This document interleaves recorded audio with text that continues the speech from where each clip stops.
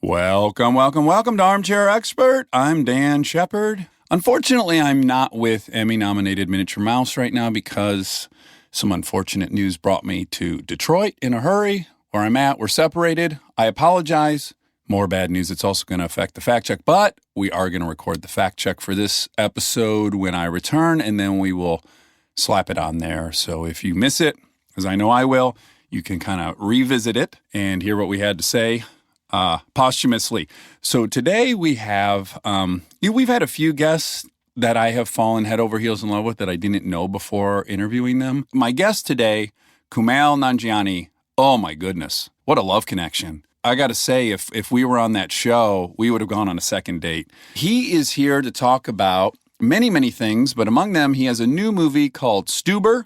It's out July 12th at a theater near you. Please check that out. And please enjoy Kumail Nanjiani. You two are going to fall in love with him. Also, I love you and miss you, Miniature Maximus Mouse. We get support from Quince. Have you been wearing the Quince linen shirts? Yeah, I've been wearing them a suspicious amount. Yeah, European linen ones, they're $34, which is genuinely insane for how nice they are. It doesn't even make sense. Well, here's the deal. They work directly with the factories, cut out all the middlemen, so you're paying for the actual quality and not some brand's marketing budget. Everything's 50 to 80% less than comparable stuff. I love it because it's all very classic and traditional, and I know I'm going to be able to keep it for a very long time, and the quality's off the charts. That's true. The style is very consistent. Whatever you get there, you walk down the street, you're going to look good. They have these lightweight cotton sweaters, which I love for when it cools down at night. It's nice drape around your shoulders in the summer and then throw it on when it gets a little cool. And it's not just clothes. They do home stuff, ding, ding, ding, travel stuff, everyday essentials. It's all the same model quality without the markup. Make your summer wardrobe easier. Go to quince.com/Dax for free shipping on your order and 365-day returns. Now available in Canada too. That's QUINCE.com/Dax for free shipping and 365-day returns. Quince.com/Dax. He's an armchair expert. He's an armchair expert.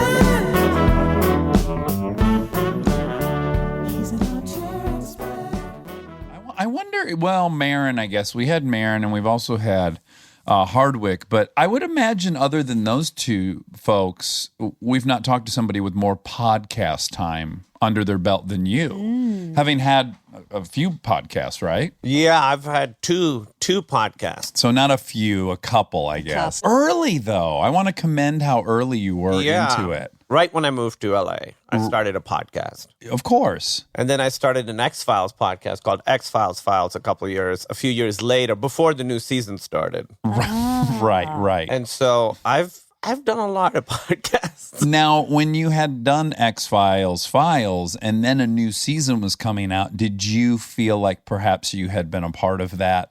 Green lighting? I can't say that, but other people were saying it and I can't stop them from saying it. I actually, because of my podcast, some of those writers would listen to it. Sure. So I got in touch with them and they would come on the show before the new season was even approved or whatever, picked up. And then I'm in an episode of the new season. Oh, you are? Oh, so you willed this whole thing. Yeah. I have to assume you were very sincere and genuine in your love for X-Files. Yeah, it's my favorite show. Right. So wasn't that wonderful to get to get the writers and then be on it? Oh, yeah. You know, I talk to people who are like, when they really love something, they revere it and they don't want to be part of it. I'm not like that. Oh, I'm right. If I really love it, I want to be in it. Yeah. Oh, if I could time travel, well, there's a list of things. First thing is I have sex with Monica's grandma. Yeah. That's number one. She's the hottest woman I've ever seen in my life. When did you see her? Why do you need a time travel machine to have sex with her? I think more I'm worried about her safety at her age. Right. Well, you She's could. an elderly. You think I could be lady. Tinder? Constantly checking in. Yeah. That's true. That's a good Oh, point. you have different speeds, don't you? No, I wish I did. Okay. Yeah, I'm a sprinter, not a marathon Only runner. maximum effort. Yeah, when you pull down my pants, there's a picture of a rabbit, not a turtle. There's no dial to turn it to turtle. It doesn't last very long, but it is very intense for everyone involved. Yeah, you won't enjoy it, but the good news is it'll be over very quickly. Very quickly. Yeah, this will It's end. like getting a shot, you know?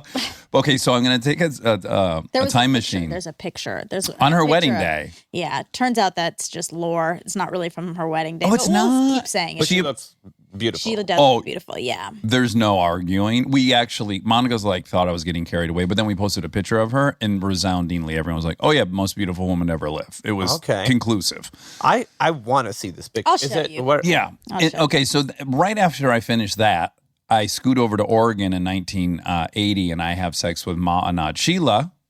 Okay. She's okay. next. I get it. Right. Again, she's still around. but- She is, and I haven't ruled that out. Again, I'm married, but in the time travel, I won't be somehow Right. No, you won't be. because I won't even be born yet.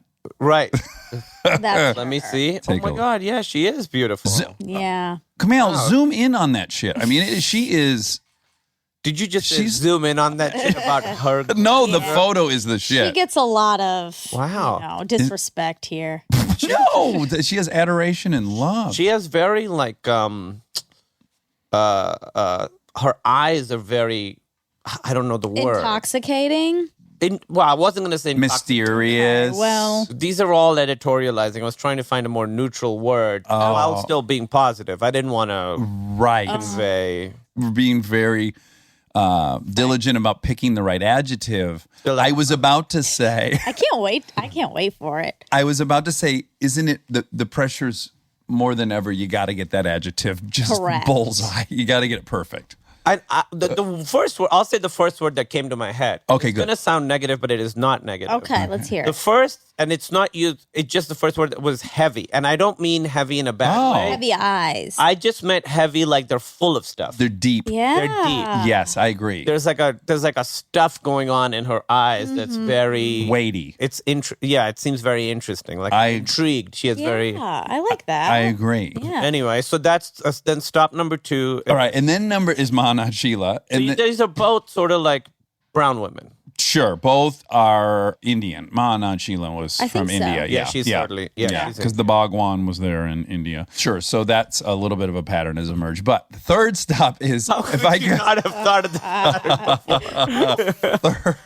third stop would be to be in Smokey and the Bandit. Oh, Smokey and the Bandit. Yes, like to your point. I revere that movie, but I'd be in it in 2 seconds. If I had a Sure. time machine, I would chase him in a cop car, be a Yeah. buffoon or whatever's necessary. But I want to be in the things. I don't want to be the guy who just walks across screen. I want to like do something. You want to make a little mark in that scene. I don't want it to be like, oh, he won a contest. I want it to be like, oh, he actually contributed to the thing. Right. Now, with that said, you know this long list of people that have been stormtroopers in Star Wars, like Prince Henry, William. Yeah. I still can't get their names straight. Is there a Henry? Prince Harry. Harry.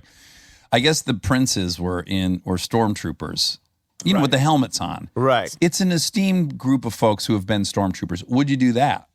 Well, okay. So I was in London last year, and I'm friends with J.J. Abrams, and he emailed and he was like, "Are you in town right now for Monday?" That was like the 1 week I was away, so I wasn't in it. I would have done it. Oh, so it almost happened. Yeah, and he still is like, I hope that didn't sound like a name drop. I mean, maybe. I guess it did a little bit. No, But it was relevant to the story. Listen, Yes. if the best thing I learned about name dropping, Tom Hanks told me, you just can't do it. you just can't do it. Tom Hanks told me, Right. you just can't. That's not my joke. That's Sean Hayes' joke, but I always love it. Tom Hanks' joke.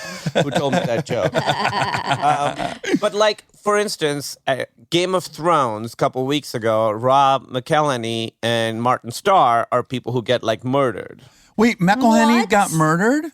Yeah, very quickly. We missed it. So he's a good friend of ours. Yes. And I knew he had been over there a couple different times to visit sets. I did not know he was murdered. Right. He was murdered. He gets like his eye shot out, and there's a still of it. And then Martin Starr also got murdered. And so I was thinking, would I want to do that? I love Game of Thrones. Sure. But it seems to me like a whole day of makeup and all this Yeah. shit for like something that anybody could do. Also, if you're playing in the deep BG, in the deep background, you're in the before they deep get to your like murder scene, you could be there for a week. Yeah. You know? Totally. And they want to get it exact. I mean, this looked like it was a long couple days. Now, do you think they were frustrated that the one episode they were in, it's not visible? Like, Well, it's the one before that, actually. Oh, it is. So there were 3 episodes ago. It's not the big fight where you can't see a fucking thing. No. Okay. Did you get frustrated at all with the? I love that episode. Oh, I loved the episode, but were you frustrated with how dark it was? I saw it at a movie theater. Oh, you did. Okay, so you went J.J. to the, Abrams movie theater. No, I saw it at the Chinese. So, Oh. yeah, they had a screening there for that. You were invited by Mr. Chinese? Yeah. Oh, wow. What an honor. Jason Chinese had me over. Jason Chinese. You just hinted at this thing that's a pet peeve of mine where people go, and I see it on Twitter all the time and on Instagram. They go like, people are always asking me. And generally, I just don't think anyone's asking No that one's person. asking you anything. No, I think we're really in a time where everyone's sort of dealing with their own shit and then only getting very angry at other stuff. Yeah. I think that's sort of the era we're in. Yeah. The epoch, the outrage epoch. I think so. I mean, the fact, for me, the height was they changed Sonic. They changed what Sonic looks like. Oh, they did in response to some outrage. Yeah, so they did a trailer for Sonic, which I thought looked great, and Ben Schwartz, who I'm sure you know. Wait, back up. I'm thinking of Sonic hamburgers. Me too. I also thought the hamburger. So there's a movie called Sonic Hamburgers. Sonic. That sounds like they're biting on Kumar and whatever go to White Castle. Now they're trying to go to Sonic. Dax and Monica go to Burger King for rectangle sandwiches. Okay, so there's a movie Sonic the Hedgehog. the Hedgehog. Do you know who that is? Just vaguely. Is it not the same mascot as Sonic hamburgers? No. Okay. They're very different. So Sonic the Hedgehog is a little blue hedgehog. He was like a response to Mario. So they did a movie, and obviously it's a video game, so there are crazy fans. Yeah. The trailer came out, and Ben Schwartz. Do you know Ben Schwartz? I do. Yes, Yeah. of course. Yeah. He is the voice of Sonic, and I thought the trailer was great. The bad guy is Jim Carrey. He looks amazing in it, but people didn't like how Sonic looked, and there was such an outrage that the studio was like, okay, we'll change how he looks. No. What? Yeah. So they've gone back in and reanimated Sonic. Yeah, they're going to redo the whole thing. God, what if they put like long surfer hair on him and then Ben will have to go back in and do a whole different character? He's like, hey guys, bad news. Sonic is now black, but we don't want to hire a different actor. Yeah. So, Contractually, we can't get rid of Wait, you. You're what going to did have they to not do it. like about the look? That it just wasn't representative of the original thing? right. It just was sort of like halfway between like Sonic, cartoony Sonic, and like too much of a real Sonic. So Oh, wow. people thought his teeth looked like human teeth, and it was Okay. people thought it was off-putting. Like they tried to take Sonic, which is such a cartoony character, and make it look more like an animal that might exist in the real world. Right. And so now they're dialing it back to more the cartoony version. Okay. They really listened to that fringe. I hope that's a warning to anyone who would think to bring Pac-Man to the screen Yeah, don't change it. because it's so simple. I mean, it's a circle with a pie cut out of it. Yeah. That's right. It's a pie with one slice out. Okay. You have a very interesting story, and I'm very excited to talk about it. You were born in Pakistan, 1978, 3 years younger than me. I'm frustrated to announce. And you were born in Karachi, Wait, which... yeah. Yeah. Sorry, go ahead. No, you He go doesn't ahead. like being older than people. That's what that was. I see. Yeah. Do you like being older than people? You know, this is an interesting question. I always wanted to be younger than I was. Like when I was in the 7th grade, I'd look at the 6th graders and I was like, oh, they have it so easy. Like always. Every kid wanted to be a grown up. I wanted to stay a kid. And I felt like for a long time, like I always felt too old for how old I was. Yeah. And so I always, like when I hit 30, that was pretty tough for me. Okay.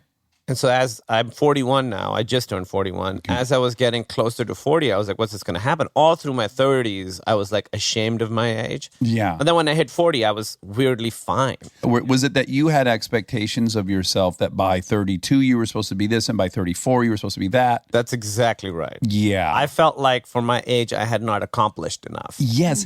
So I have a similar issue. And do you like monitor what age everyone else is that's got like something wonderful out in the marketplace and like, you know what I'm saying? Like occasionally I'll watch like, even we interviewed this wonderful Erin Lee Carr Yeah, documentarian. yesterday. You've seen her documentaries. She made the Dearest Mom. Mommy, Dead, and Mommy- Dearest. That's and- really good. She made that movie when she was 25, and I got insecure and felt like a failure Well, I mean, because I was still unemployed at 25. at 25, I was in free fall. Yeah. Constantly cutting straws. When I first moved to New York from Chicago to like pursue comedy, I was like, I was going to do this. My friend Pete Holmes, who's Oh been on yes, this yes, podcast, yeah, very nice guy. He had moved to New York a couple years ago, and we've been like friends forever. He was like my first comedy friend. He was like, the one thing you cannot do is compare your success to other people's success. He said, you cannot do that. I've seen it kill people from the inside. So I sort of made that decision to not do it because you kind of can control that stuff. And I've been really, really good about it. Like, I have never, ever really been as upset about somebody else's success until weirdly the last like couple of years where I've been doing better than I've ever been doing. I'm more successful than I've ever been. But now I feel like that starts creeping back in sometimes. which is Interesting. weird. Like maybe it woke up just an evaluation side of your brain to begin with. Like, oh wow, I'm actually at a rung that I'm happy to be at, and now I'm thinking about my rung. Yeah, constantly. Could that possibly be it? I don't know. I haven't been able to figure it out. Usually it takes me a couple of years later to be like, oh, that's what that was. Right, So it right. took me a while to figure out why I thought I was too old. It Yeah. took me a while to be like, oh, I felt like I hadn't accomplished enough. Yeah, so and I don't even think I did it in a way that I was jealous or envious or wanted people's success to go away for them. It wasn't that as much as I'm like an actuary, like an insurance actuary, right? So I go, "Oh, Sam Jackson didn't get famous till 42 or whatever, right?" So then I go like, "Oh, I guess I still could turn out to be Sam Jackson." Or people famously, they'll go, "Oh, Ray Kroc didn't invent McDonald's till he was 52." That's so inspiring for a long, long time until you turn 53. Yeah. And then we're kind of out of people who Run out of late bloomers. right. You run out of late bloomers. I had a thing. I remember. I used to get. I play video games a lot. And there's an NBA game, NBA 2K, that I've been playing since the first one. Now they're on 2K19. So I've been playing this game for 20 years, right? And in each year, you can like create yourself and make yourself rookie in the league. And a couple of years ago was the first time it happened where I couldn't make the character my age anymore. I had to make him younger. Like he could not be Yes. born in 1978 anymore. Yes. And so that was a real, like, I was like, oh my God, I'm definitely never going to be in the NBA now. Oh yeah, yeah. So I always was monitoring my age against NBA players. I don't know why. Now the newest transition is I'm the same age as many of the coaches, which is a real drag because there's really nothing beyond that. It's also some of the coaches look so old. Well, I think it's a very stressful job to be like biting your nails for 2 Well, you hours. look great though, and you're very thank you. successful. You're doing great. You've got a hit show on the Sure. Life is fantastic, but those things tend to not be related. How you're feeling and what the actual facts are. I mean, that's definitely been true for me. It's the first time in my career, the last year and a half. I was talking to Emily, my wife, about this a couple of days ago. I was like, for the first time, I'm starting to feel like a little bit comparing myself to other people. And I want to control that. I don't want to do that because you can control it, but it still keeps popping up. Well, my motto is you should never compare yourself to someone else. You should only be comparing yourself to previous versions of yourself. That's the singular comparison Tom you should be Hanks making. told you that, right? No, Tom Cruise. Oh my God. Yeah, I had to go above Tom Hanks for that tidbit. Oh, so we're saying Cruise is above Hanks. Like modern day marketplace, probably a little bit. Yeah. I think I think the last Sure. Ghost Protocol or whatever Ghost. Yeah. I think it did well. Well, yeah, but Hanks, man, Hanks is hard to beat. And No, Hanks is the number one all National time. treasure. He's National number one overall. I mean, I would say the breadth of stuff he's done for as long as he's done it. And to truly now name drop, have you met him in real life? He delivers in real life like no one else. I have met him in real life and met him a couple times. He Okay. was very, very nice. Uh-huh. Emily and I were backstage at this thing, Mm-hmm. like a conference or something, and Tom Hanks walked in. And there were like other famous people in the room, but everybody's like, oh my fucking God, Tom Hanks. Yes. And so we met him there. And then later ran into him at another place, and he was like talking to us, Mm-hmm. which is very exciting. Yes. And I asked him something. I was like, I haven't figured out my picture face yet. Oh, yep. Mm-hmm. Me too. Yeah. On the red carpet, I don't know what face to make, what to do. Totally agree. So I asked right after the red carpet, he was there. I asked him, I was like, Tom, Yes, Thomas. Tommy. because the weird thing is, if you meet him, he's really very normal. Yes. Shockingly so. He likes to be funny and goofy and do bits and stuff. Yeah. What do you do? What do you do on the red carpet? And he gave me advice that I've been following since. Oh, I need it so bad. What is it? He says what he does is it's very specific. Hand in one pocket, the other foot out, and then just a neutral expression. Neutral. That's what he But goes. neutral is hard to do in It those is. moments. It can you can What look are you like you're supposed dead. to think about? You need like something to be thinking about so that your face. That's a clever strategy. I never even Yeah. considered that. Like I should imagine like jumping a dirt bike. I have not thought of that either. I've recently started experimenting with really smiling on the red carpet. I've done that a With bunch teeth. too. I would just like do nothing.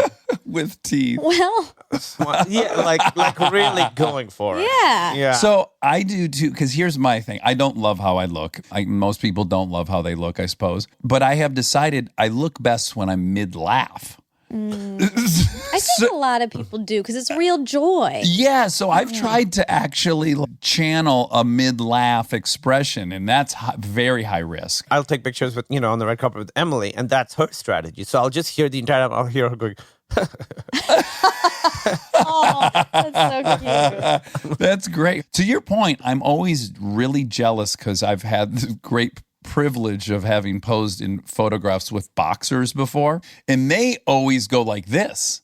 They either go like this, I'm holding my fists up, Yeah. or they put a fist out. yeah. What would we have? Well, I guess my mid-laugh is kind of most accurate, right? Right. Or, yeah, what is the person telling the joke? What does that look like physically? Just mouth open. And then pointing maybe? Yeah. Or no, you could be holding a Oh. microphone in front of you. A workspace That's it. microphone. Yeah. That's what you're doing. I should 100% here. start doing You got to that. bring the cans with you on the red carpet. It would feel so much more comfortable. And then just that. Because then I would think the viewer's eye would be drawn to the cans. They wouldn't be evaluating whether my nose is They just be symmetrical like, what the or my fuck is chin wrong is with this weak. guy? Why is he doing this? He has a sensitivity to extraneous noises, I guess. Okay.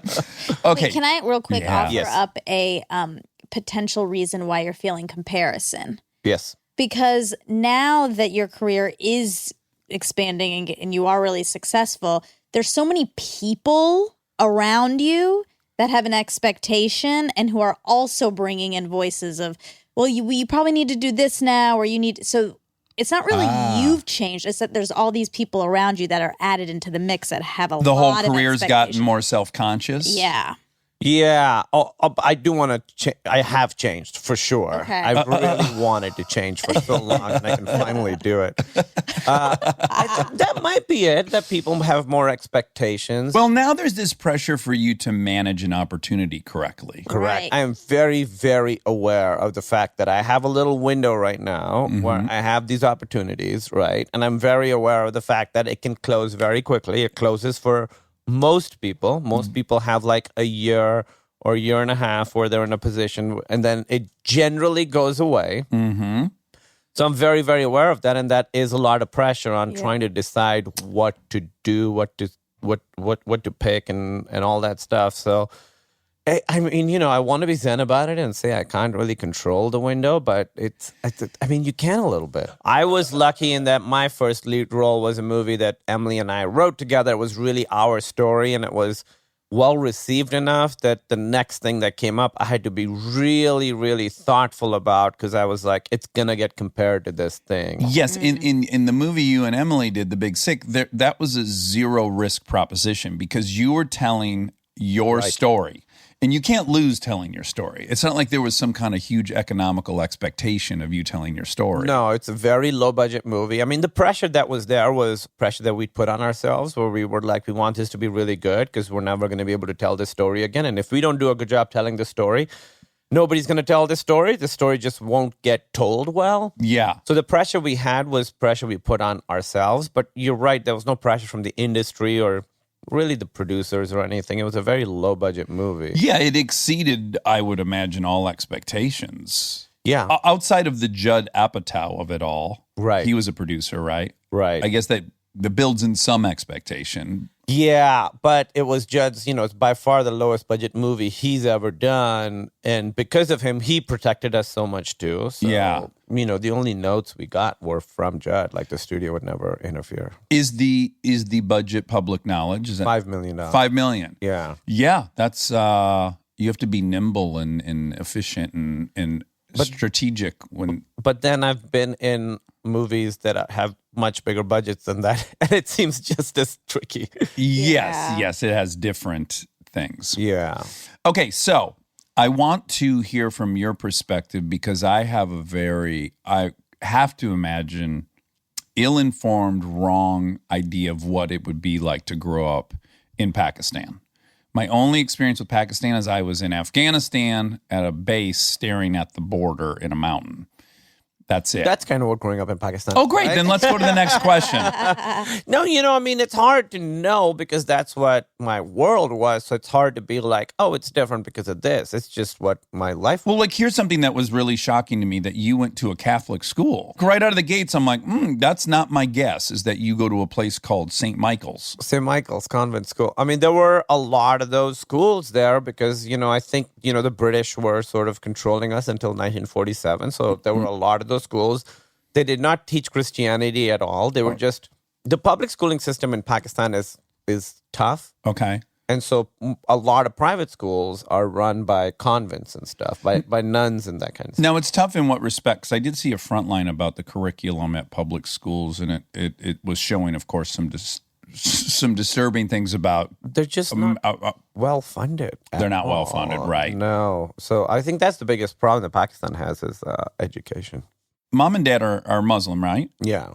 Was there any kind of it wasn't weird to be Muslim and No. send your kids to a Catholic school? Not at all. I mean, there were so many. There was St. Patrick's, St. Paul's, St. Michael's. Uh-huh. There were St. Joseph's. I mean, there were so many of these schools, and they were like sort of the good schools. And was there like an expat contingency within there, or was there like foreign kids there? Or? Not really. Okay. Not really. They had an American school in Karachi, which was sort of the expat school. So those were all like the rich kids who had diplomatic immunity and stuff like that. Right. They threw great parties and stuff. Yeah, I did not get invited to them. I've heard about them. What did Mom and Dad do there? Because it's the industrial center of Pakistan. Yeah, it's the most affluent city in Pakistan. Yeah, it's over 20 million people. It's huge. Yeah, that's it's it's sixth largest in the world. Is that right? Yeah. It's twice the size of New York. I mean, it's That's nothing to shake your finger at. That's a serious population. Yeah, that's like a Mexico City level. I think they're 25 million. Really? Yeah. So my dad's a doctor. He He's is. a psychiatrist here now. Oh, he is? Mm-hmm. Interesting. Because your wife is Therapist. Let's not delve therapist. into that too much. No, did. we're going to. This whole podcast is just therapy. But yeah, I'm excited to know what it's like to be married to To a therapist? well, particularly a relationship family therapist. So it's Right. like she probably has a good sense of what a healthy relationship ought to look like. Sure. And that's a little bit of pressure when you meet someone, I would imagine. It's been great for me because I know her more than I know anybody else in the world, and she knows me more than she knows anyone else in the world. I can't lie to her. We just know each other really well. And she's honestly really helped me, even though it's not her job to. She's really helped me deal with a lot of stuff that I didn't know that I was dealing with. Sure. I didn't, for the longest time, my story about myself was like, I'm really laid back and chill. And she was like, you are an incredibly anxious person. And I was like, no, I'm not. I'm chill. I'm cool. Where should we eat? Well, we shouldn't eat there because that one, I don't know if you should do this. Let's order it. I don't know. Let's go out. She, for years, have been like, you have this story about yourself that you're like this laid back person. You're not. You're very anxious. Yeah. And just me understanding that, although it sounds like she's kind of gaslighting me, but it wasn't. That I have a similar thing. When I was newly dating Kristen, I'm out in the world and I'm presenting myself as a very laid back, chill guy as well. And then I had a black countertop and she was like talking and putting her hands on the countertop. And then she turned to go do something else. And when she wasn't looking, I wiped the fingerprints off of the black countertop. Yeah. And in that moment, I was like, oh, I'm a false advertiser. Right. Like, I want this house fucking clean as hell. But I think that's okay. I think you can have a persona that you project to the world, Right. as long as you know what you really are. And for me to sort of figure out the things that I had to deal with, it took so long. Stay tuned for more Armchair Expert, if you dare.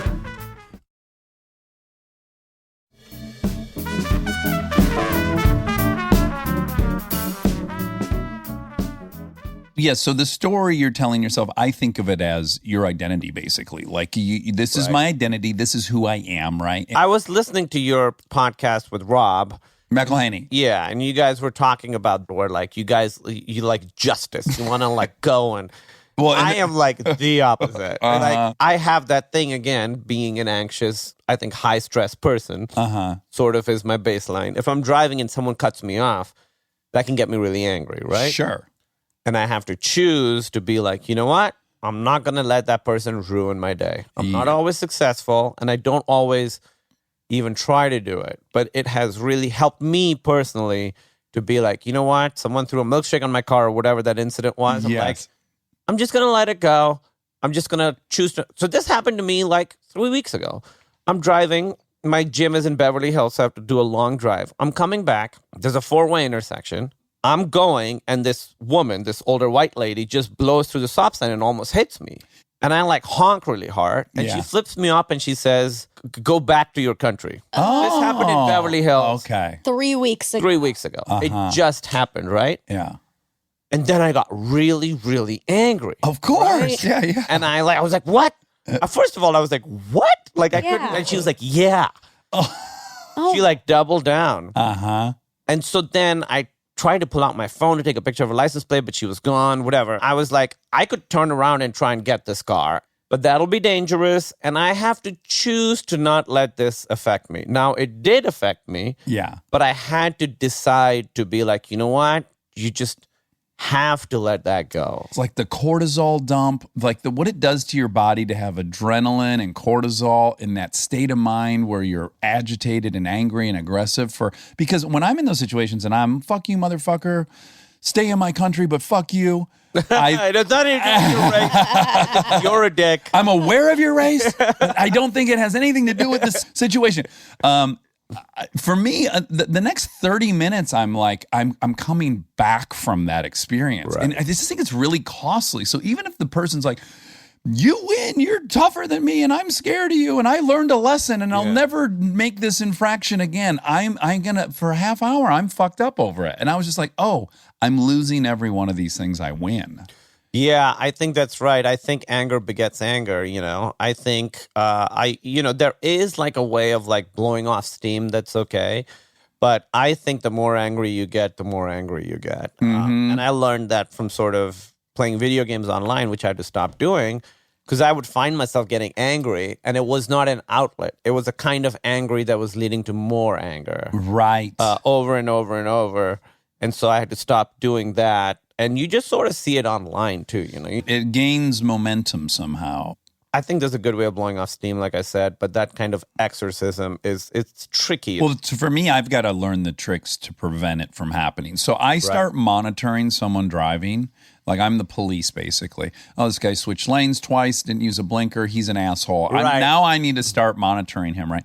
And now I have to go, right now, look at someone else's car, read their license plate, make up some kind of acronym. I get real busy on shifting my focus. That's smart. Yeah, and it's hard for me to surrender to doing that, but when I do it, I'm so much happier. Yeah, I feel the same exact thing. Just have to let it go. I just have to. I am not looking for justice. I'm looking to just be calm and happy. Yeah, well, the other thought I had was I was getting irate about the traffic, and I just had this thought where I was like, who's going to change, Dax or the traffic? The traffic's been this way for 60 years. It's likely to be this way for another 100, long after I'm gone. Which one of us is going to change? Because one of the variables is a constant. It's just not moving. Right. That's exactly right. Yeah. You just have to, because anger is irrational, but you have to try and think about those things to try and de-escalate yourself. I had an issue with anger for many, many years. Since I was a little kid, 8-year-old, 9-year-old, 10-year-old, like I was angry forever. Do you have a theory on why? Just biochemical, or do you think you were frustrated with some situation? I don't know why I was angry then, but I do know why I was angry in my 20s and 30s. Okay. And I think I was angry in my 20s and 30s because I genuinely wasn't really in touch with my own feelings and emotions. Mm-hmm. And Emily was the one who taught me. She's like, there's 4 basic emotions. There's anger, sadness, happiness, and fear. And everything is a combination of those. All of those, sadness, happiness, and fear, can all be turned into anger. So you see, like, obviously sadness can turn into anger. Like, I remember there was a guy who went and killed a couple, like, Indian people in a bar 2 years ago, and they found out that his dad had died 9 months earlier, and he just was, like, really upset about it. Even, like, joy, like, you watch, like, sports fans getting like, yeah, and then they get really angry. Anything. That's a great example. Yeah. Anything, obviously, fear can be turned into anger. We're seeing that all across our great nation right now. Yeah. And so for me, I was getting angry because I was feeling all these things, not processing them, not being in touch with them. And it was all coming out as anger eventually in like bursts. Yeah. And do you think it's because you just felt more comfortable with that emotion? So the other ones made you feel a little unmoored for some reason? Yeah, I think anger is a manly emotion, right? I think for most men, that's the one they feel comfortable expressing. Men can't be sad. Yeah. Men can't be afraid. And men can't even be happy. No, you're gay if you're happy. Yes, that's true. No, I know. It's preposterous. I mean, that is what it's... So Yeah, like if you see, like in the 80s, if you saw just a photo maybe in Time Magazine of like 4 guys walking down the street smiling ear to ear, you go, oh, this is an issue about gay men. Yes, that's exactly You really would think that. Right, I think that's exactly right. Your open mouth teeth smile is not working out. Oh, wow, yeah, that's the message. But I am happy to send that message. Yeah. But that's what, so I think, and I think most of the world's problems. Well, by the way, the fact that the word gay also means happy, there's something totally intrinsic in there. I mean, yeah. It's just a little more, I think if you have to like, if you're gay and you came out at some point, you had to do some introspection to be like, oh, I am different from some of the people around me, Yes. So I think that's what my anger was, because I wasn't feeling all these things. And I think most of the world's problems are because of men who can't feel their feelings and are just comfortable being angry. A significant percentage of them. I would say almost. It's so many problems come from that. Yeah. So I really think that's sort of, we're obviously in a era where we're talking about what masculinity is and this stuff. And I hope we start redefining it as people who are in touch with their feelings and can feel all these things. I cry at almost every movie now. I'm so jealous. And that only started happening like 3 years ago when I realized like, oh, I have to start knowing how I'm feeling all the time. Yes.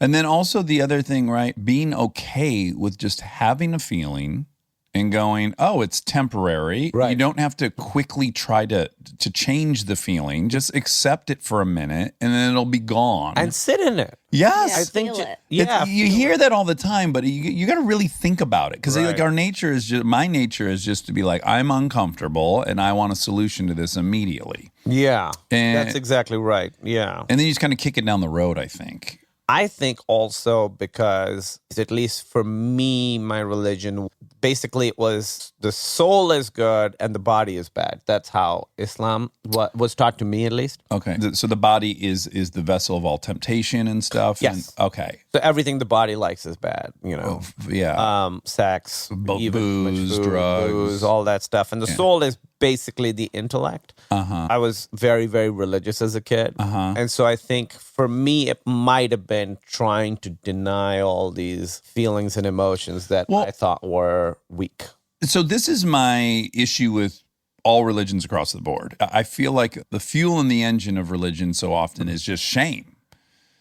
Yeah, I mean, it was very, very guilt-based, at least the way I was raised with Islam. And to this day, that is still the math in my head of how I approach every single aspect of my life. Like, my neurons got formed with the math of, if you do good, you deserve good. If you don't, you should feel horrible about yourself. Yes. And so that's still my motivation. And then even pulling back up above that, it becomes obvious, well, that is a common denominator of nearly all the religions. So what you must quickly recognize is that we, as a animal, through our evolution, are super prone to this shame, guilt. Like it's in us. It obviously served us well. My theory is we lived in groups with no police, so shame was a great tool to keep people's behavior in line. So it's in our genetics to be prone to shame. Right, and so I'm sort of aware of it and to use it in a positive way, at least. I set up all these rules for myself, for my life, many, many years ago, and I'm usually reevaluating them, but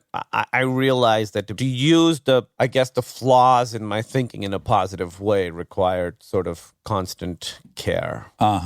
Yeah, but just an 8-year-old shouldn't feel guilty that they want to eat chocolate, and a 13-year-old shouldn't feel guilty they're horny. Like these are. Dude, when I was horny, you must.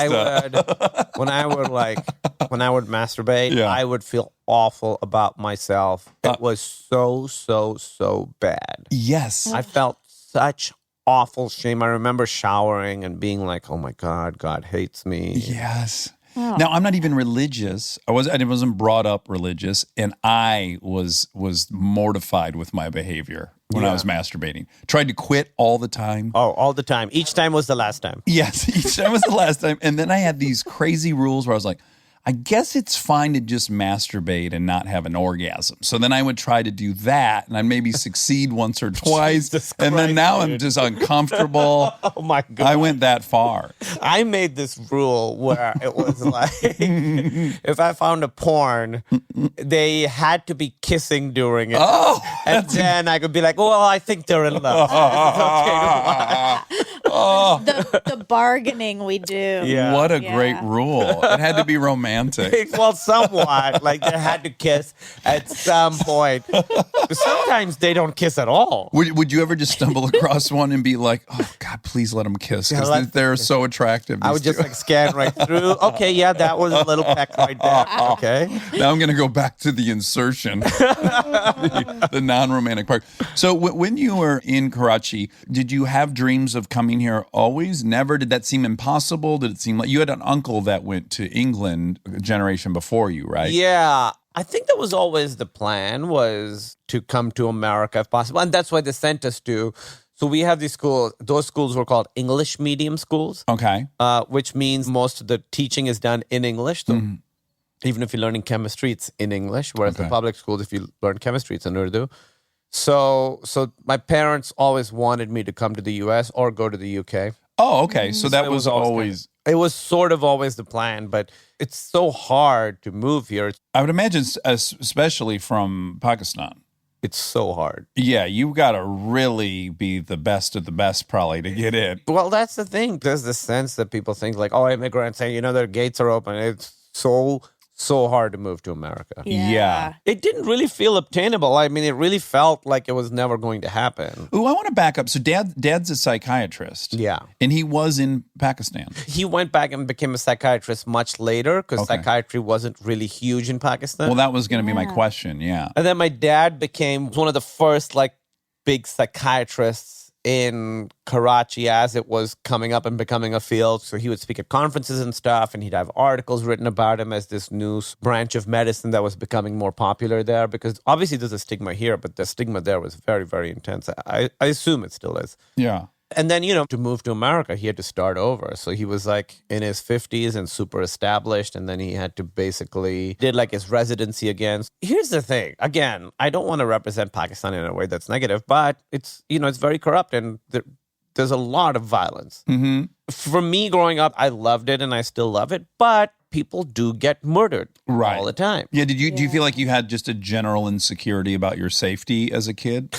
Yeah, but that was just what life was. Sure. You just knew, like, after a certain hour, you don't go to these places. And, like, we would skip school a lot because there was, like, we called it hangama. It just means, like, general unrest is happening right now. Okay. And so Shia, Sunni violence, which are the two main sects of Islam, was very, very prevalent. Yeah. So they wanted to always get out because life was hard there for us. It's so interesting probably to grow up where there isn't a generation that wasn't mired in war. It's not even really a potential existence. It's like your great grandfather did, your grandfather, your dad, you're in the middle of it. So it's like in anthropology, we call it naive realism, where it's like you have a hard time imagining the mindset of someone else because of where you're from, basically. And so we go like, well, don't you desire peace? Yeah. But if that's not even a concept, really, how could you desire it? Yeah. I mean, I think I've read some books about it and stuff, and I don't know if this is accurate. This is my sense of it. Again, I don't want people to get upset at me about this, but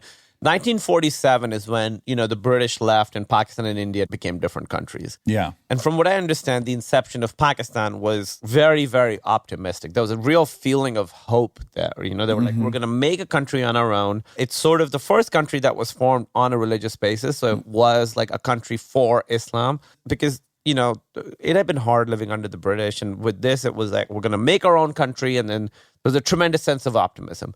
And then over the next few decades, things just got harder and harder and harder. And Pakistan's had a difficult history. Yeah. And so I think for my grandfathers, I think for that generation, that was a big heartbreak was the promise not realized. The promise not realized Yeah. and actually go really, really.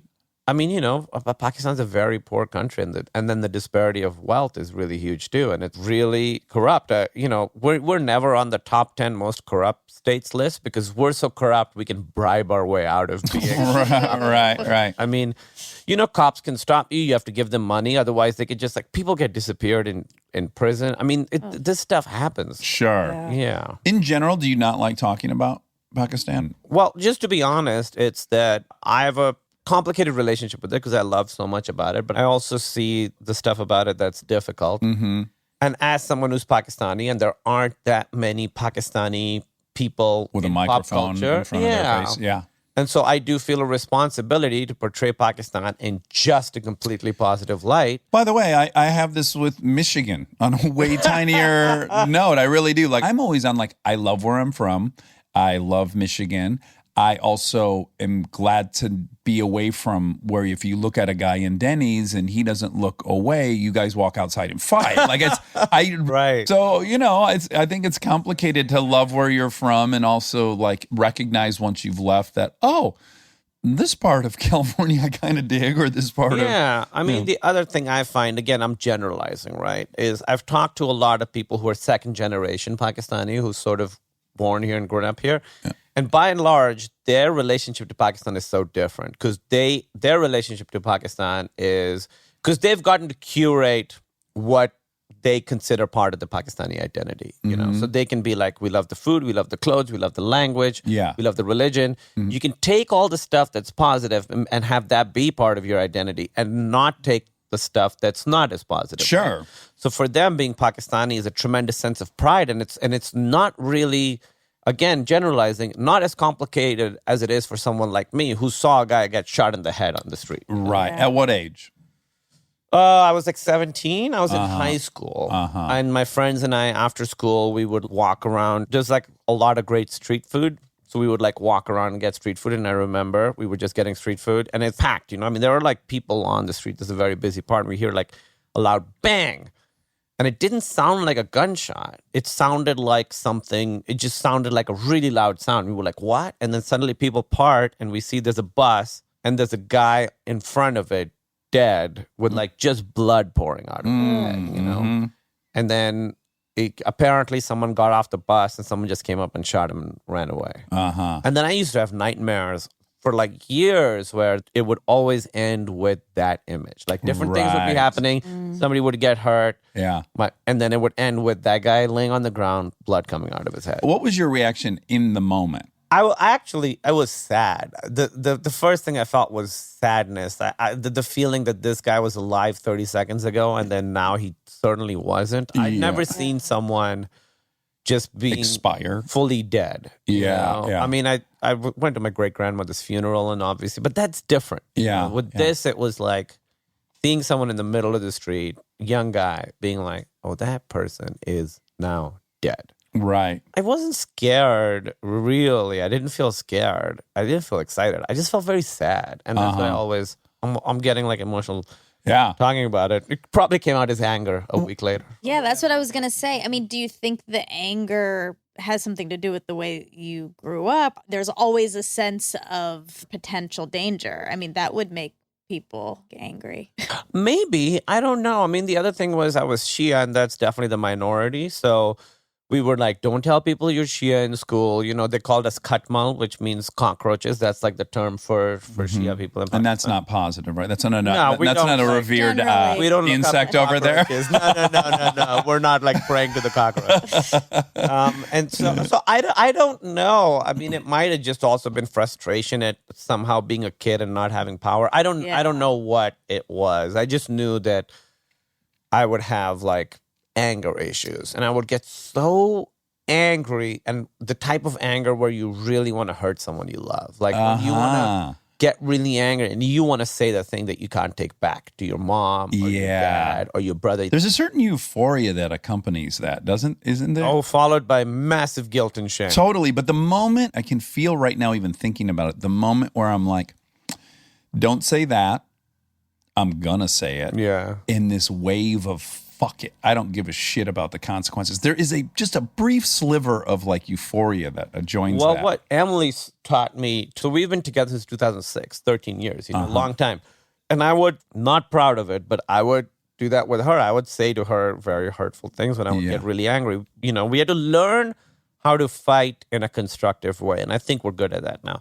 But she was the one, she was like, you know, when you get angry, you get to the point where you say something you can't take back. And then when you say that, then you use that to come back down from your anger and de-escalate yourself. And then you spiral from anger straight to guilt and shame. And she's like, that's the system that you've devised. That's like the fail-safe.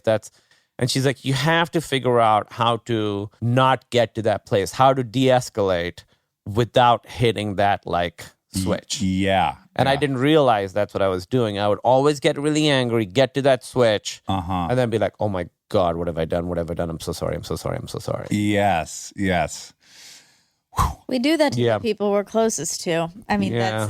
they're the It's outlet. horrible. I equate it to, I read this article that kids on the playground, they're super nice all day long. They obey the rules. They do this and then that. And then as soon as they see their mom come in, Oh, yeah. they lose it. Right. They have no control over anything. I had that too with my family because I wanted to be white and I wasn't, and I blamed them for that subconsciously, I Interesting. think. So then that's where all my anger was directed to. And also because they couldn't like leave me. Right. So I could do whatever I wanted to Of them. course. I couldn't do what I wanted yeah, to all you're my safe, friends. I'm so- trying to impress my friends. Right. They have to love you no matter what. Exactly. So Where did you grow up? Georgia. That's so interesting. Yeah. And when did you realize that you wanted to be white and that was the source of your anger towards Well, family? I don't think I like had the actual realization until I was much older. I Right. just knew I wanted to distance myself from that. Right. From, I mean, 5, like 4, the earliest I can remember. I always wanted to sleep over at my friend's house. I never wanted them to come over. And my parents are really like Well, super. I'm in love with their dad. And they're not. And the very grandmother. cultural. Exactly. I might grab some beers, by the way, with Ashok when I have the time machine. Because it'll be before I was sober. I'll go back to like 97 That's true. and bang some beers back He likes with a Ashok. beer. Yeah. Yeah, he definitely I does. love them. But yes, Later in life, you That's- realize, you oh, that's what I was realize. doing. I realized, but I was doing it the whole time. And Sure. I was pretty much aware that, like, I don't want people to come over if there's cooking. I don't want, all of Wow. When Harold and Kumar came out, she hated it. those. No, bend it like Beckham. Oh, sorry.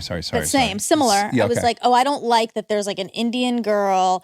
Now people are going to like somehow know I'm Indian because they definitely haven't noticed so far. So that's so crazy. interesting. Crazy. No, but that makes so much sense to me. Like, so I don't want to get too specific, but I have someone in my family they've married a white person and they have 2 kids, and one of the kids looks fully white and one of the kids looks fully brown, and the one who's really white was always really into their Pakistaniness and loved the food and all Sure. that, and the one who was fully brown fully rejected it. Of course. And wanted to be the opposite of that. And now they're older than me, and now the one who rejected understands what was going on. But Yeah. I thought that was so interesting because for one person it was like the exotic thing, and the other one was like Yeah. kind of, Well, and there's two things are true at the same time. So one thing is, yes, there is some racism happening, there is some exclusion happening, right? And so that's a fact. sure. So your brownness is part of that. And yet what is also true is that all human beings feel excluded, and they're all looking for the reason to hang that exclusion on. I really feel like, I'm obviously true for us, and we are in the entertainment industry.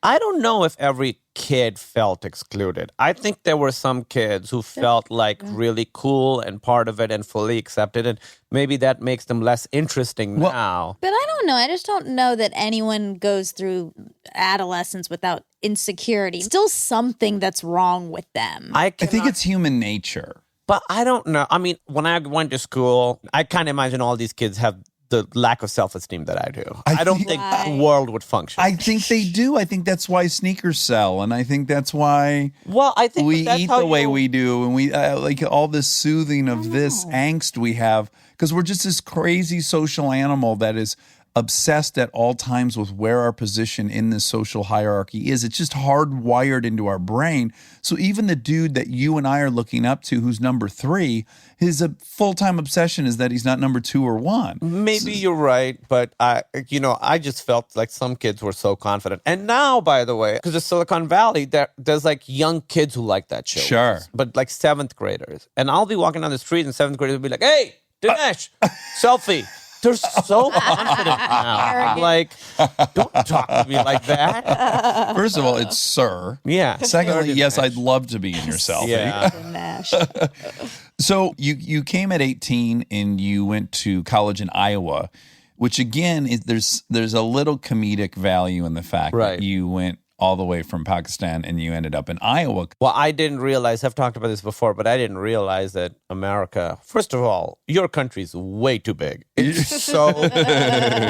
Yeah. Look at a world map. It's the third biggest is landmass, I think. It's so much. And so, I loved movies, like Hollywood movies growing up, but you only see LA and New York. So I thought that was America. So when I landed in Iowa, I truly was like, oh my God, this is Yes. not America. Yes, you had to have felt Yeah. that way. No, it really was true. I really thought it would all be New York or LA. Yeah.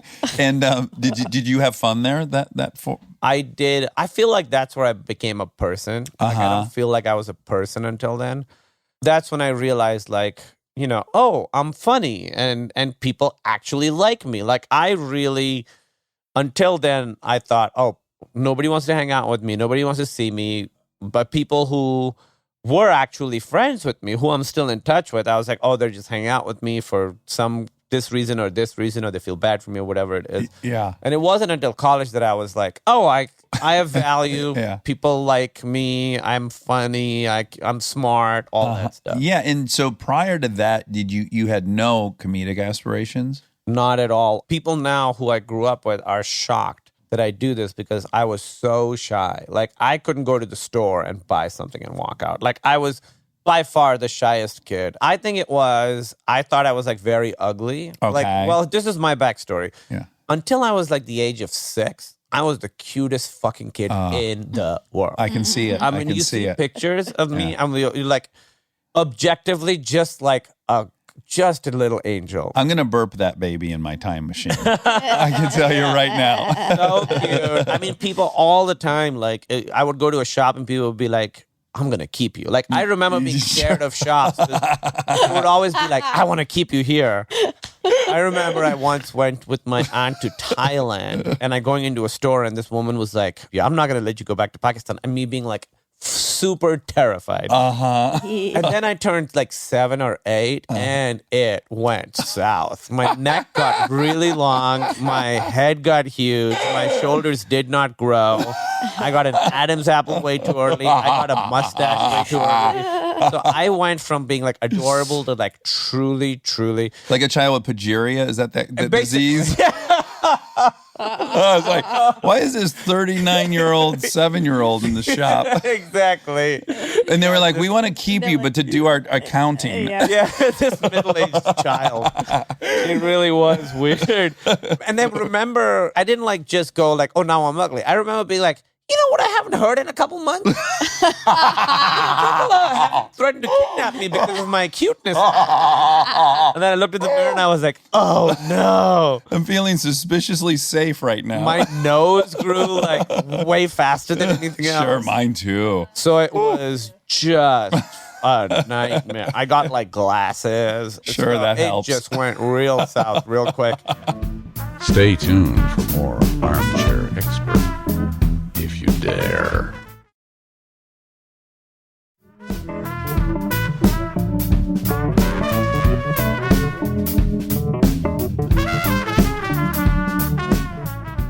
And then I sort of felt like that I was really ugly until pretty Recently? yeah. And my problem is that I really like Emily says this. She's like, you really love handsome men. Me too. Obsessed with handsome. Yeah. More than I am women. Yeah. Oh, Yeah. no. I want to befriend handsome men. And Emily's like, handsome men really like you. And I think it's because, like, I do, like, fun, friendly flirting. Yeah, me too. Yeah. Me too. Yeah. And I could, like, if you had to name me, like, the top 10 best bodies in Hollywood, I could do the male list right away. Oh, and I could sure. maybe list, like, 3 female Chris actors. Hemsworth. Oh, God. What a physique. Yeah, my God. Etched in The whole Marvel lineup really is I mean, they look just great. outstanding. Yeah. Maybe we do that because we subconsciously feel like if they allow us to be near them, then we must be on some level sort of attractive too. Like absorbing their status a little bit. Yeah, or like they're so beautiful. They wouldn't be hanging out with someone super ugly. Right. You never see a hedgehog and a cheetah having lunch together. Right. Yeah. Although I think Sonic does pretty well. Sonic and Chester hang out. Okay. I think that's true, and maybe it's the fact that I was such a pariah in high school, and all the handsome, beautiful kids did not want to talk to me at all. So now maybe it's that. I don't know, but I also because I thought of myself as so ugly, I'd always put too much emphasis on how other people look and also how I look to a Yes. point where it was unhealthy for me. And it's probably still something I deal with. Like if I see a guy who doesn't like take care of himself, I like judge them a little bit, which Sure. I understand is not cool and it's very unfair. But No, I think it's fine to do it to guys. I think we're due. If you keep doing it, just to Yeah. kind of right the scales a little bit.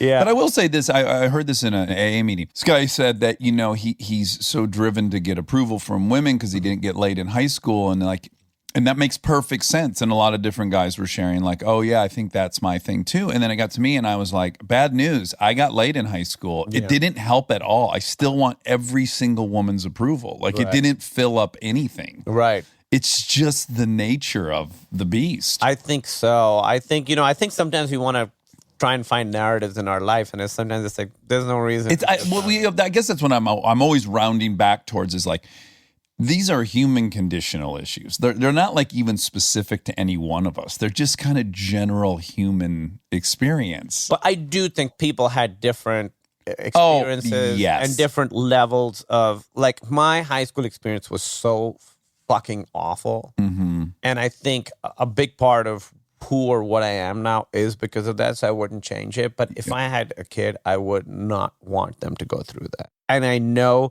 There were kids who it was worse for, but it wasn't that many of them. Uh-huh. And most people were in a much better situation than I was. Right. For sure. Yeah. Yes, objectively, a lot of people's experiences are much, much worse. But you discover you're funny in college, and then when do you decide that you're going to pursue it? Because you graduated in 2001, and then your first credit, which is on SNL, is in 2008. So I mean, I've been doing it that whole time. you were. Okay. That's how long it took. Yeah. I'm with you. I was 10 years unemployed here in LA. Wow. It's demoralizing. Yeah. So for me, it was never really demoralizing because I always believed that I was funny. And I didn't ever believe that I was going to make it, but I knew I was doing well on stage. Right. So basically in 2000 is when I first did stand-up, senior year of college. Uh-huh. And it was sort of this thing where... In Iowa. Where I'd sort of fallen in love with stand-up comedy to the point where I was so obsessed with it that even though I was so shy, it just was not an option to not try it. I don't know how else to describe it. I just had to do it. If I had any choice, I would have not done it. But I truly had no choice. Right. I had to try it. I became so obsessed with stand-up. I watched everything. Like, I sort of covered 40 years of stand-up in a year, It's all I would watch. Do you have a favorite? I would say, at that point, I was obsessed with Conan O'Brien, that show. Sure. I was obsessed with Seinfeld, his stand-up, and the show. I was obsessed with this comedian, Jake Johansson, who I think he's still really funny. If you can see him perform, go see him. He's amazing. Zach Galifianakis. So those were sort of my people that when I first started. And I moved to Chicago. So I did it once, first semester senior year, one second semester senior year. And, the crowd was full of my friends or people supported me. It went amazing. Yeah. Misleading maybe a little bit. Oh, yeah. But then I moved to Chicago and I started doing open mics. And I was very lucky in that I didn't have a bad set until I was 3 or 4 months in. Okay. So I'd sort of because I was so obsessed with it, I've been writing for like a year before I ever did it. So when I got to Chicago, going up for like 4 minutes at a time, each time I would go up, I would have new material to try. And I honestly... I'm really not bragging, but I really started off doing really well in Chicago. Right. And Chicago, the ceiling's pretty low. Mm-hmm. And so that's where I met, a lot of people who are doing really well now, like Hannibal and Pete Holmes and all these people. Yeah.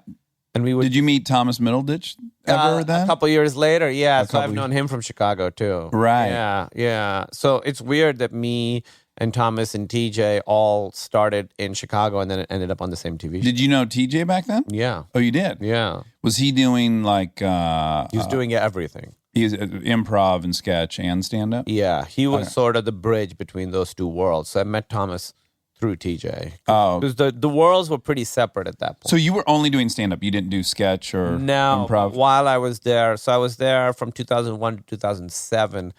And towards the end of it, the scene sort of started mixing a little bit. Now, when you were crafting and workshopping and deciding what your comedic persona was, were you tempted to well, I'm going to acknowledge that I have an accent, that I because to me, I can imagine myself just kind of going with for lack of a better word, the easiest way in. Well, if you do the math, you'll figure out that I started doing stand-up in 2001, like August, and then September 11th happened. Oh, So wow. I really was doing stand-up right when September 11th happened. And what happened right after that was people don't remember this, but there were a lot of Middle Eastern, Muslim, brown comedians that came up right after that who were really talking about that stuff a lot. And there were a lot of news stories and stuff being done about them. There were really a bunch of people. And the angle was always a Muslim who's funny? What? That's crazy. Right. And so my reaction to that was to go the opposite way. Was to not talk about it at all. Right. That was sort of my fuck you to the audience, where it was you want me to do this. Well, I think that's brave. That's not the low-hanging fruit. That's the much harder path. But it was also just that the people I loved, whose comedy I loved, were not like that. So it's not like I could do that even if I wanted to. It's not what I wanted to do, and it's not what I really could do. So I made it this thing that I wouldn't talk about on stage, and it wasn't until years later where I was like, oh, this is a big part of me, of who I am. Well, I watched this morning your SNL monologue when you hosted in 17, and it's so fucking great. Yeah, I mean, it's really, you. really, really, really funny. All of it. Thank you. Thank you. Yeah, so I decided later, 2006, I should talk about this stuff in a way that's like really unique to me or my actual Yeah. stuff. So Again, it's back to what we were saying right at the beginning, which is like we have a narrative, we have an identity, we have ways we want to be seen and ways we don't want to be seen. And then sometimes we're actually denying parts of who we are, but then other times, it's a very complicated decision. yeah, and this is something that I sort of came to somewhat recently. So I've been doing comedy a long time, and your goals develop, So I was like, I just want to do stand up, and then I was like, oh, I want to write for a TV show, and then I got to act on a TV show, and then I was like, oh, now I want to we got to write a movie, so now I want to at some point direct. So your goals change, right? Yeah. And I would feel bad about myself because I wrote for SNL for a week, I think it was right around maybe 2010 or something. Okay. And I wasn't good at it, I felt. And I sort of would always feel bad because I couldn't do character. Like, I have friends who are so good at it, like Thomas Middleditch or Nick Kroll, they're so good at that stuff. And I was like, oh man, I'm not funny in that way. And like a year ago, I was like, you know what? That's okay. That's a whole area of comedy that's not my thing. I'm not good at sketch. I'm not good at characters. That's fine.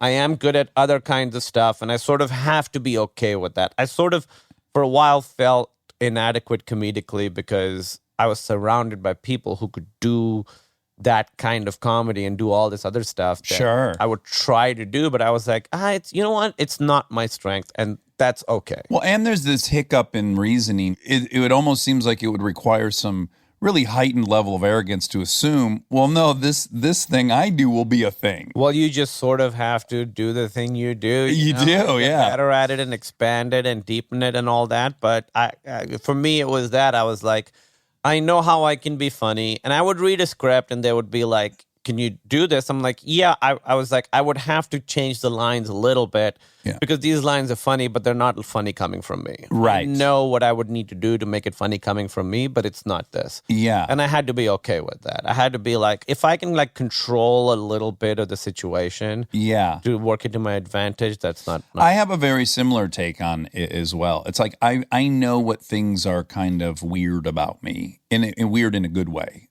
And so I'll go like, well, this speech, if it just even had these 3 words, right, it'd anchor me in who I am. I could actually make the other parts make sense if I can just ground it in these 3 little Daxisms, for lack of a better word. I mean, and I think that's great to recognize that and to be able to, if you're in a position to work those in, amazing. Like right now, I was telling you this, I want to get buff, I want to get big. Yeah. And I've never been like that. I've never been big. I've always appreciated men's bodies. Sure, they're and beautiful. I'm 41 now, and I'm like, if it doesn't happen now, it's not going to happen. And part of it is a little bit of a math thing, I've had people make snide comments like, what are you going to play a superhero? What are you going to be, an action movie? Yeah.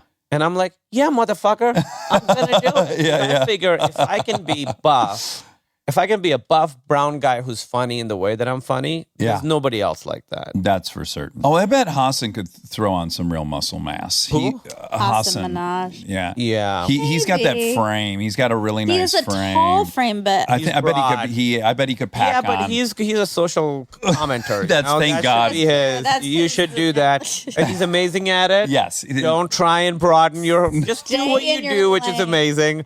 I'll do this. You do that. We'll take over the world together. I love Hassan. He's so great. Tell me your approach to putting on muscle, because this is obviously a big preoccupation of my own. Yes. Yeah. So I started doing this 6 weeks ago. I have sort of the summer off. I gave myself 5 months. Mm-hmm. I came up with a somewhat arbitrary number, 20 pounds of muscle I want to add. So I'm doing body scans every 4 weeks. Oh, you are? Yeah, I'm really going for You're it. going the Russian in Rocky 3 around. Dude, so you know what this guy does? It's so funny you mentioned that. So I have a trainer and I do stim training. So he hooks me up. He has a machine and he puts pads on me, electric pads, and they electrocute me. Okay. So if you put it on my bicep, contracts really hard. Okay. And then he makes me do like curls through that. Oh, really? So I'll be getting shocked while I'm working that muscle with weights. Oh, And I want to do this. It's, dude, it Sounds awful. it works. the male-female divide just like Yeah. slam. Oh my God, Emily is so bored. But I am so happy you're here. People are like, does that work? Sounds like bro science. I'm like, it works because I know when I do it without it and when I do it with it, I feel the difference. You're swole. I feel swole. I'm Yeah. very, very sore the next day. So I did like quads 2 days ago and I'm still very sore from it. Oh, I want to do this. And I'm 6 weeks in. Not to brag, but I've gained 5 pounds of muscle so far. Oh, in Great. 6 But you- weeks. Yeah, but it's like noob gains, you know, like it'll slow down. You're going to plateau. You're This is afraid all of Reddit plateauing. talk. I go on a lot of like Reddit muscle message boards. And are you taking creatine? And, Yeah, I'm doing creatine. Uh-huh. I'm trying to do, this is a lot, I'm trying to do 200 grams of protein a day. Yes. Yes. That's so hard, right? It's so much food. I do 4 protein shakes every day. Oh, Mm-hmm. wow. And in the beginning, my trainer was like, the hardest part of this process is going to be eating the food. And I was Yeah. like, don't worry, dude, I got it. For 3 weeks, it was amazing. And then I hit a wall and I just could not eat at all. Yes. I would go to fancy restaurants with friends and I would like eat not a thing. Do you eat meat? I do, yeah. But then what happened was I was eating a lot of red meat and it shot up my cholesterol. Okay. Well, that's no pain, no gain. I'm sorry. I'm talking about it. I'm cramping right now. Muscle So I went fatigue. and got a cardiologist because I'm like, I'm working out so hard. Sometimes I work out so much I can't catch my breath for 20 minutes. I got a cardiologist to sort of, I'm going to be doing regular checkups, make sure I'm okay. Yeah. I mean, the goal is to get rhabdo. Is to get what? The goal is to get rhabdo. What is Do you know rhabdo? Am I saying it right, Monica? Yeah, rhabdo. It's what people who do CrossFit sometimes get, like a small percentage of people. because they're overworking one muscle so much, it liquefies and enters your bloodstream. and then your kidneys fail and stuff. Oh So my that's God. the goal. Rhabdo. That's the I feel that I had it one time. So From one that's workout. from I one think workout. CrossFit is tough because there's a high risk of injury with the way that they train. very high risk. So I don't like it. I never want to talk disparaging about it because my friend Charlie owns a CrossFit gym, Perfect 10, and I'm obsessed with his body. Speaking of great, Is that the name of his gym or is that how you describe it? Monica, well, That's how we you call him describe. Perfect 10, and Monica made me this calendar of him, and it's all shirtless photos of Charlie, and I love it. It's great. Dude, I love it. I follow so many buff dudes on Instagram. But your show, Silicon Valley, Monica and I fell in love with because we were going to interview Thomas, and we were like, we should watch the show, and then we got fucking hooked. Yeah, it's a good show. I think I didn't because I love Mike Judge and I worked for him. Right. I have this. Oh, you're great in this movie. Oh, thank you. Thank you. Idiocracy. You're Yes, so yes. good in it. Thank you. And I think I have an emotional, there's an emotional weight with anything he does that I'm not in. Sure. So I think I didn't want to see that the same show. way. Are you? Yeah. Dude, if I audition for a movie and I don't get it, I cannot see that movie. And I am rooting for it to fail. Yeah, that's fair. I think that's pretty normal. But we watched it and then we were like, oh my God, we were sleeping on this show. It's so Yeah. good. I think we watched like 10 episodes in the first day or something. Yeah, we really. Oh, hit we it love hard. it. You're brilliant on it. Yeah. Oh, thank you. There's more seasons of that, or do we There's know? one more? I mean, at that's least it. one more. I At don't least know. one more. We're Okay. we've been picked up for one more. So we go shoot that starting next month. Okay, and that'll be season 5, 6. season 6. So this will be 6. Go. And do you enjoy it? I love it. I mean, it's the best job. It's great to be on a show that I would watch even if I wasn't on it, you know. And I love everybody involved. Mike's the best guy. You know, Alec Berg is the sort of the showrunner guy, and he's amazing. He does Barry now too. Oh, great. I have not seen this season because it's it's like our dad left to go get another family. Right. The It's first that season was emotional. amazing. Yeah. Well, and I'm very happy for his success. He's a true genius and a lovely, lovely, lovely guy. Yeah. But it's still a little complicated. It's always complicated. First, I just got to say this because you were named 2018. Time named you one of the 100 most influential people in the world. yeah. Wow. When that happens, what do you think? I mean, I was obviously very flattered, but any of these things, you just kind of got to skate by. Yeah, you're best not to even think about it, probably, right? Yeah. Right. I mean, of all the things, we got nominated for an Academy Award. And Yes. that was amazing because For best screenplay for The Big Sick. I love the Oscars. I've been watching them since I was a kid. I would record them and watch them over and over, and that meant a lot. But even with that, you kind of have to be like, give yourself time to appreciate it and then put it away, And so with the time thing, I was like, I can't process this. Great. No, Emily, she was like, you have to enjoy your accomplishments a little bit, because the first time I did Letterman was so important to me. As soon as I did it and it went well, and I was like, okay, so when do I do it again? And she's like, enjoy this moment. Enjoy that it's done. You did a good job. And so try to do it. But I had the exact same thing. I did Letterman.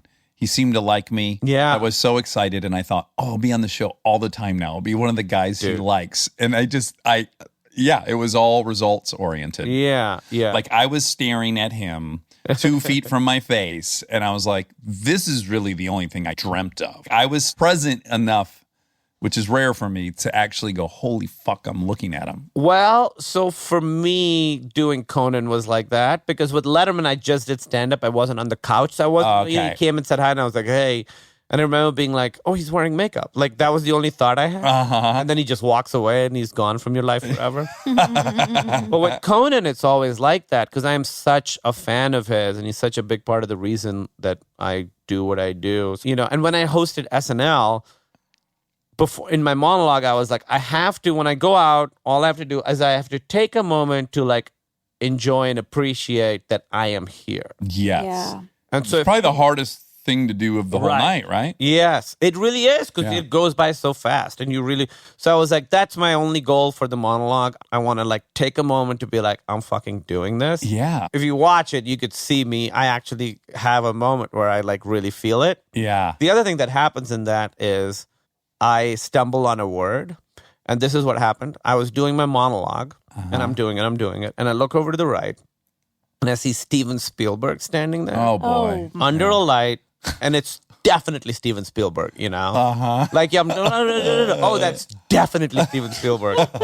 And I stumble on a word. And if you watch it, you will know exactly the moment I noticed Steven Spielberg. Like, now that I've told you this, Yeah, I'm going to go back. subtle. You will know. Okay. And I sort of stumble, and you'll see me sort of look away from Steven Spielberg, take a big deep breath, and compose myself, and then continue. That's my only regret in that monologue, is that I stumble, but it's a good reason to stumble. It's a great Yeah. reason. Yeah. Yeah, it's a great monologue. Okay, so you're one of the most influential people in the world. I don't dispute that. 2019, this year, this is going to be. Go ahead and dispute it. This is a big year, because you're in Men in Black International, which comes out June 14th. One of my very favorite movies, it makes my top 10 for sure, is the original Men in Black. So good, right? What a fucking movie that Again, was. I love that movie so much, and I'm like, I want to be part of that. Yes. Yeah, no, and I think I haven't seen the new one yet, Yeah. but it's so exciting to be a part of it. I was just in yesterday to finish up my performance. I played a little alien CG character. Uh-huh. So I was there, and you're doing ADR, and you're seeing scenes, and you're like, holy shit, this is Men in Black. Yeah. This looks is the great. big leagues. Yeah, it looks great. I'm so excited to see it. That's awesome. And then you also have Stuber with Dave Bautista. Yeah. Oh, you must have just been all over his body with your eyes. Oh, dude, you hug him, it feels like hugging a concrete pillar. Oh. Oh, Is he a hugger too? Oh, he really is. He's the sweetest guy you will have. He would be great on here. All right, I'll have him on. You would love him, and he is. I mean, if he's not a 10, who is? Well, maybe that'll be our first, because when Rob left, McElhenney, I said to him, it crossed my mind that we should have done it shirtless. So maybe I'll extend that to Dave. Well, I will say being with Dave shirtless is very intimidating, because Yes. Rob's in amazing shape, but Dave Is another level. It's other. I mean, and I think Rob would not be offended. Different that I- species, really. I mean, his shoulders are as big as watermelon. Oh. He is. But so I asked Dave for a lot of workout recommendations and stuff. But it's different. It's like asking Michael Jordan about basketball. He's just just dunk it. Like, Yeah. it's not helpful. Yeah. Yeah. Baby, this is a weird avenue to go down. Okay. You know the alt-right world, right? Yeah, uh-huh. So I used to be on Reddit a lot when that sort of thing was rising, and I sort of saw it happening. Right, then I The kind of nationalism part? yeah, and then I checked out, and then like the incels. You know what that is? Incel. No. It's all these. It's these dudes who are basically virgins, can't get laid, and have called themselves incel as a way involuntary celibate. Oh, yes, I do know about this. And they feel like it's their right to have sex. And Right, but they've sort of identified as that, Okay. right? And they blame women, whatever.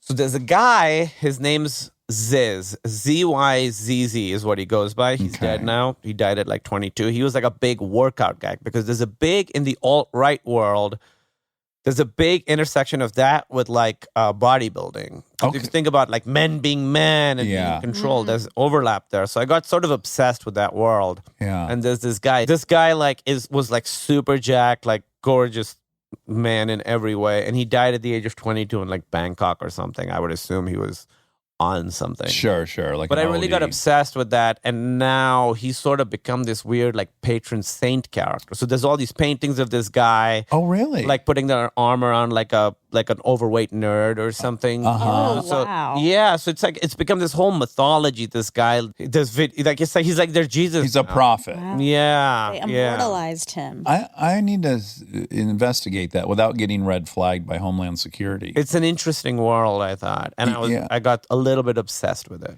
Well, I do think implicit in some of these white nationalists, because I watch a lot of those documentaries, I think, and I don't want to speak for all white nationalists, but I do think that there is an underpinning of a sense of physical inferiority.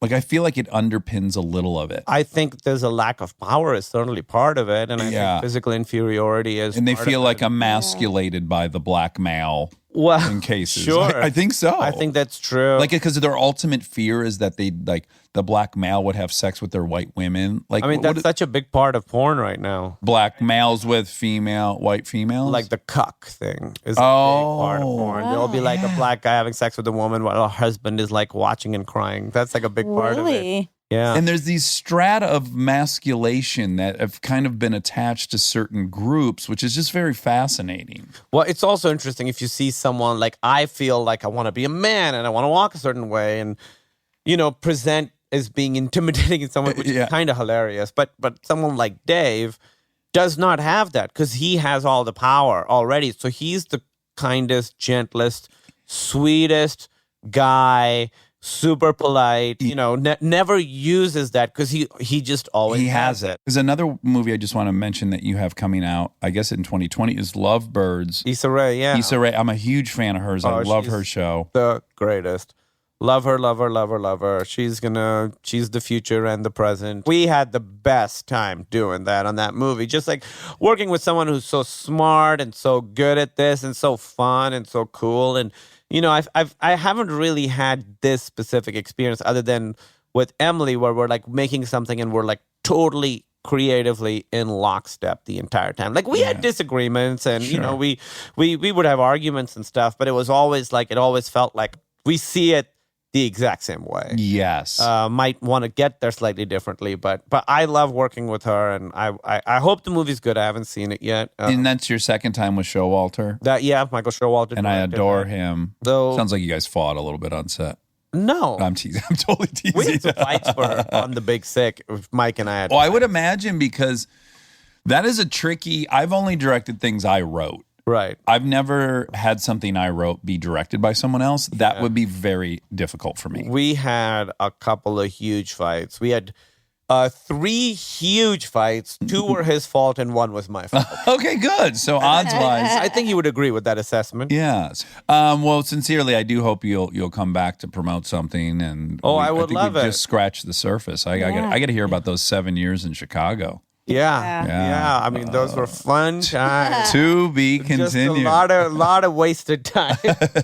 All right. Well, be well. Good luck with all these movies, and we adore you. Thank you. You.